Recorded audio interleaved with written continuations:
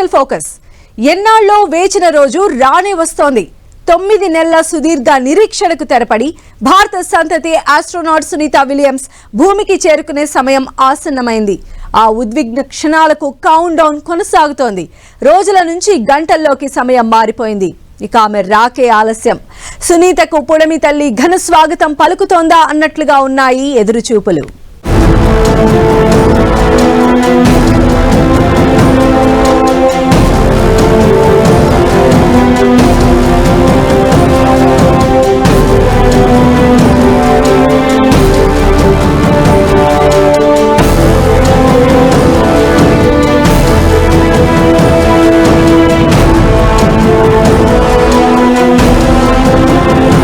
భారత సంతతి astronaut Sunita Williams will come back.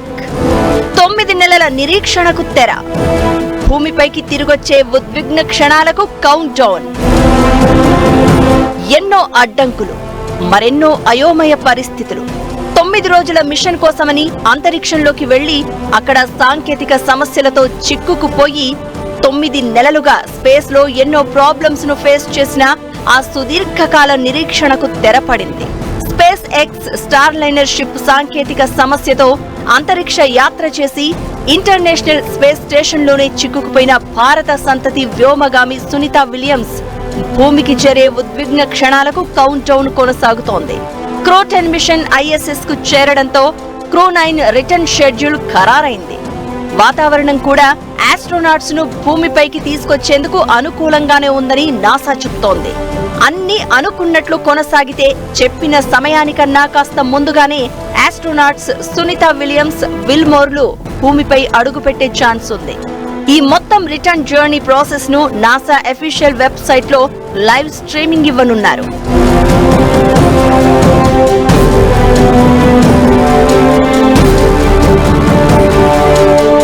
Space X crew 10 mission Falcon spacecraft తో 4 astronauts ISS కు ఇప్పటికే చేరుకున్నారు. ఇందులో అమెరికాకు చెందిన మెక్లెయిన్ నికోల్ ఆయర్స్, జపాన్ వ్యోమగామి టకుయా ఓనిషి, రష్యాకు చెందిన కెరిల్ పెస్కోవ్లు ఉన్నారు.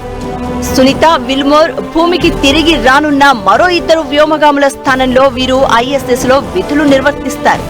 అంతరిక్ష కేంద్రంలో సునీత విలియమ్స్ విల్మోర్లను కలిశారు.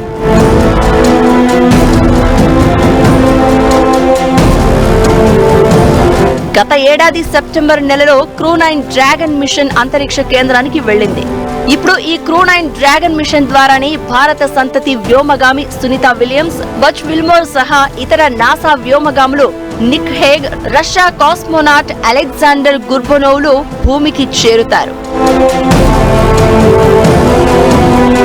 భారత కాలమానం ప్రకారం మంగళవారం ఉదయం 8:15 క్రూ డ్రాగన్ వ్యోమనౌక హ్యాచ్ మూసివేత ప్రక్రియ, మంగళవారం ఉదయం 10:30 అన్డాకింగ్ ప్రక్రియ జరిగి మార్చి 19న అంటే బుధవారం ఉదయం 3:37 స్పేస్ క్రాఫ్ట్ భూమికి చేరనుంది. అమెరికా కాలమానం ప్రకారం అయితే బుధవారం సాయంత్రం సుమారుగా 5:57 ఈ ప్రాసెస్ పూర్తవుతుంది. ఫ్లోరిడా తీరానికి చేరువలో ఉన్న సముద్ర జలాల్లో space X crew 9 dragon capsule దిగుతుంది. అందులో నుంచి ఒక్కొక్కరిగా వ్యోమగాములను బయటకు తీసుకొస్తారు నాసా సిబ్బంది. ఈ రిటర్న్ జర్నీ ప్రాసెస్ మొత్తాన్ని నాసా వెబ్సైట్ లో లైవ్ స్ట్రీమ్ చేస్తోంది.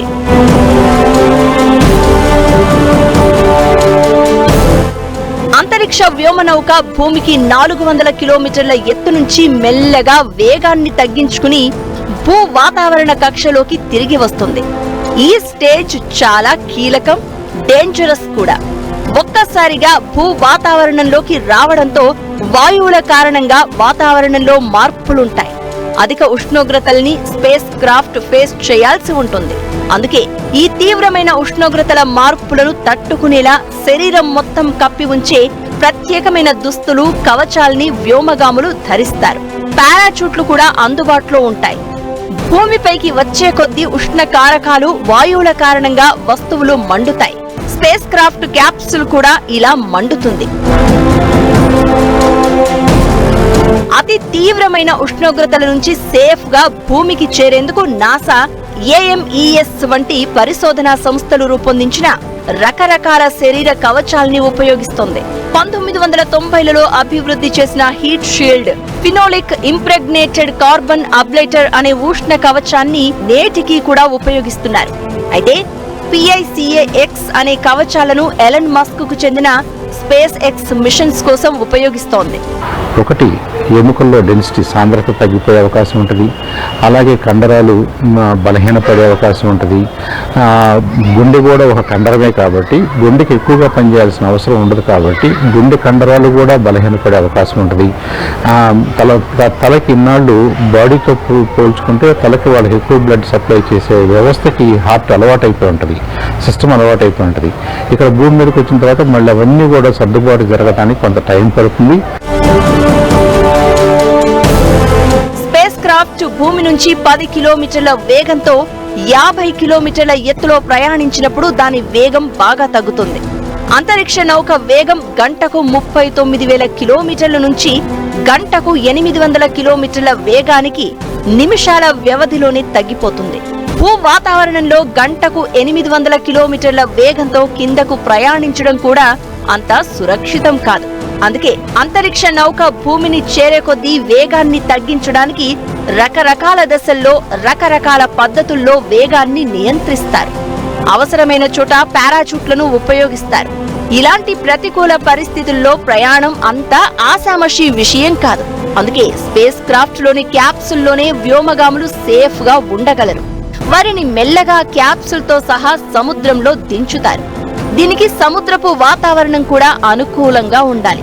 ఇవన్నీ అనుక్షణం అంతరిక్ష కేంద్రం నుంచి శాస్త్రవేత్తలు మానిటరింగ్, కంట్రోలింగ్ చేస్తూ ఆస్ట్రోనాట్స్ ను భూమికి చేరేలా చేస్తారు.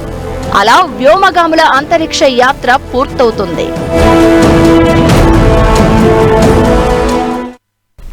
అంతరిక్ష యాత్ర అంటే అంత ఆషామాషి కాదు. పైగా వారం రోజుల కోసమని వెళ్లిన సునీత విలియమ్స్, విల్మోర్లు 9 నెలలుగా అక్కడే చిక్కుకుపోయారు. ఈ 9 నెలల స్పేస్ జర్నీలో ఎన్నో అడ్డంకుల్ని అవలీలగా అధిగమించారు. కానీ భూమికి చేరాక కూడా వాళ్లకు కొన్ని సవాళ్లు తప్పవట. నింగిలోనే ఆకాశమంతా ధైర్యంతో ఉన్న సునీత నేలకు వచ్చాక ఇక్కడి ప్రతిబంధకాల్ని ఎదుర్కోవడం ఎంత? ఆమె రాక కోసం యావత్ ప్రపంచం సుస్వాగతం సునీత అంటూ ఎదురు చూస్తూ ఉంది. అంతరిక్ష యాత్ర అంటేనే సంక్లిష్టమైన సాహస యాత్ర చేయడం, అనుక్షణం సవాళ్లతో ఎదురీదడం. భూమిపైన ఉండి సాహస యాత్రలు చేసేవాళ్లకే రకరకాల సమస్యలు వస్తూ ఉంటాయి. అలాంటిది అంతరిక్షంలోకి వెళ్లడం, అక్కడే రోజుల తరబడి ఉండడం, స్పేస్ వాక్, అంతరిక్ష కేంద్రంలో గడపడం, ప్రతిదీ ఒక సవాలే. స్పేస్ షటిల్ ప్రోగ్రాం ఇందులో కీలకం. 1986, 2003 ఏడాదుల్లో జరిగిన 2 ప్రమాదాలు, ప్రతికూల వాతావరణ పరిస్థితుల కారణంగా స్పేస్ షటిల్ ప్రోగ్రామును 2011లో పూర్తిగా నిలిపేశారు. అయితే 133 స్పేస్ మిషన్లను విజయవంతంగా నిర్వహించిన హిస్టరీ నాసాకుంది. అందుకే ఆ తర్వాత మళ్లీ వ్యోమగాముల భద్రతా అంశాల్లో పలు కీలకమైన మార్పులు చేస్తూ అంతరిక్ష యాత్రలు చేపడుతూ వస్తోంది నాసా. ప్రయోగానికి ముందు అంతరిక్ష నౌకలో ఏమైనా లోపాలు గుర్తిస్తే వెంటనే ఆపేస్తారు, తప్పుల్ని సవరిస్తారు. ప్రయోగించిన తర్వాత లోపాలు ఉంటే అప్పుడు సహాయక బృందం వచ్చే వరకు వ్యోమగాముల్ని అంతర్జాతీయ అంతరిక్ష కేంద్రంలోనే ఉండేలా నాసా ఏర్పాట్లు చేసింది. కాబట్టే సునీత విలియమ్స్, బుచ్ విల్మోర్లు 9 నెలలుగా ISS లో సేఫ్ గా ఉండగలిగారు. ఒక రకంగా సునీత విలియమ్స్ రికార్డును మాత్రం ఎవ్వరూ బ్రేక్ చేయలేరు. వారం రోజుల మిషన్ అని స్టార్ లైనర్ స్పేస్ క్రాఫ్ట్ లో 2024 జూన్ 5న టెస్ట్ మిషన్ కోసం అంతరిక్ష యాత్ర చేశారు సునీత విలియమ్స్. ఆమెతో పాటు మరో ఆస్ట్రోనాట్ విల్మోర్ కూడా వెళ్లారు. కానీ తిరుగు ప్రయాణంలో స్టార్ లైనర్ లో సాంకేతిక సమస్య ఏర్పడింది. థ్రస్టర్లు సరిగా పనిచేయలేదు, హీలియం గ్యాస్ లీకేజ్ అయింది. దీంతో అక్కడే ఉన్న అంతరిక్ష కేంద్ర శాస్త్రవేత్తలు దీన్ని సరిచేసే ప్రయత్నం చేసినా వర్కౌట్ కాలేదు. అలా రిటర్న్ జర్నీ సేఫ్ కాదని వారిని ఆపేశారు. దీంతో అంతరిక్ష కేంద్రంలోనే చిక్కుకోవాల్సి వచ్చింది. మరో ప్రయోగం చేయడానికి 3 నెలలు సమయం పట్టింది. సెప్టెంబర్ నెలలో స్పేస్ ఎక్స్ క్రో9 డ్రాగన్ ను పంపారు. కానీ క్రో9 మిషన్ మార్చి నెలతో 6 నెలల కాలం పూర్తి చేసుకుంది. ఇప్పుడు సునీత విల్మోర్లను తీసుకొచ్చేది కూడా ఈ క్రూ9 డ్రాగన్ మిషనే. ఇన్ని రోజుల పాటు అంతరిక్షంలో గడపడం అంత సేఫ్ కాదని వైద్యులంటున్నారు. భూమిపైన ఆక్సిజన్, ఇతర జీవ వాయువులు ఉంటాయి. అంతరిక్ష కేంద్రంలో ఇవి చాలా స్వల్పంగా ఉంటాయి. జీరో గ్రావిటీ కారణంగా మనుషులు అంతరిక్షంలో తేలుతూ తిరుగుతూ ఉంటారు. నడవటం అనే మాటే లేదు. అందుకే శరీరంలో చాలా మార్పులు, ఆరోగ్య సమస్యలు ఏర్పడుతూ ఉంటాయి. వీటిని ఎదుర్కొనేందుకు ప్రత్యేక వ్యాయామాలు చేస్తూ శరీరానికి కావలసిన శక్తి కోసం స్పెషల్ ఫుడ్ ను తీసుకుంటూ ఉంటారు. దీర్ఘకాలం అంతరిక్ష కేంద్రంలో గడపడం వల్ల ఎముకల బలహీనత, గుండె, ఊపిరితిత్తుల సమస్యలు, రక్త కణాల తగ్గుదల ఇలా చాలా ఆరోగ్య సమస్యలు కిందకు వచ్చాక ఆస్ట్రోనాట్స్ ఎదుర్కోవాల్సి ఉంటుంది. ఇట్లాంటి క్రిటికల్ టెక్నాలజీ వాడేటప్పుడు మనకి ఒక స్టాండ్ బై అంటూ ఉండాలి. ఆ స్టాండ్ బైలు పెట్టుకోవాలి. ఆ తర్వాత రీఎంట్రీ తీసుకొచ్చేటప్పుడు రీఎంట్రీలో ఈ యొక్క క్యాప్సూల్ అధిక ఉష్ణానికి లోనవుతుంది. తీసుకెళ్ళినప్పుడు అనుభవజ్ఞులను తీసుకెళ్లారు కాబట్టి సరిపోయింది. లేదా అనుభవం లేని వాళ్ళని తీసుకెళ్ళి ఉంటే ఈ పాటికి కంగారు పడి ఉండేవాళ్ళు. సో ఇటువంటి పాఠాలు ఎన్నో నేర్పిందని అనుకోవచ్చు మనం. భూమికి చేరగానే వాళ్ల శరీరం వారికి ఎంతో భారంగా అనిపిస్తుంది. కొన్నాళ్ల వరకు కనీసం చిన్న వస్తువును కూడా ఎత్తలేరు. బాడీపై బ్యాలెన్సింగ్ ఉండదు. దీంతో మళ్లీ పసి పిల్లల్లా పాదాలను భూమిపై పెట్టి అడుగులు వేయడం ప్రాక్టీస్ చేయాల్సి ఉంటుంది. ఇలాంటి సమస్యలుంటాయని తెలిసినా సునీత చాలా ధైర్యంగా స్పేస్ లైఫ్ లీడ్ చేశారు. తిరిగి వచ్చే మిషన్ ఆలస్యం అవుతుందన్నా చాలా మనోధైర్యం, గుండె నిబ్బరంతో సహనం కోల్పోకుండా ఎదురుచూశారు. దీన్ని సమస్యలా భయపడకుండా సదవకాశంగా తీసుకున్నారు. ఎక్కువ కాలం అంతరిక్ష కేంద్రంలో ఉంటూ ఈ 9 నెలలు క్రూ9తో కలిసి స్పేస్ వాక్, అంతరిక్షంలో మొక్కల పెంపకం సహా చాలా ప్రయోగాలు చేస్తూ గడిపారు. ఇప్పుడు సునీత భూమికి తిరిగొచ్చేందుకు క్రూ9 డ్రాగన్ స్పేస్ క్రాఫ్ట్ తో భూమికి చేరుతున్నారు. దీంతో 4 రకాల అంతరిక్ష నౌకల్ని ఇప్పటివరకు ప్రయాణించిన తొలి మహిళా వ్యోమగామిగా ఆమె మరో రికార్డుకు ఎక్కనున్నారు. ఈ మిషన్ కు పైలట్ గా నాసా ఆస్ట్రోనాట్ నిక్ హేగ్ వ్యవహరిస్తున్నారు. చాలా రోజుల నిరీక్షణ తర్వాత ఈ బృందంతో సునీత విల్మోర్ భూమికి చేరుతూ ఉండడం అందరిలోనూ ఉత్కంఠ నెలకొంది. వాళ్లు సేఫ్ గా భూమికి చేరాలని అంతా ప్రార్థిస్తున్నారు. మీ ధైర్యం ఆకాశమంతా. Sunita Williams, welcome back.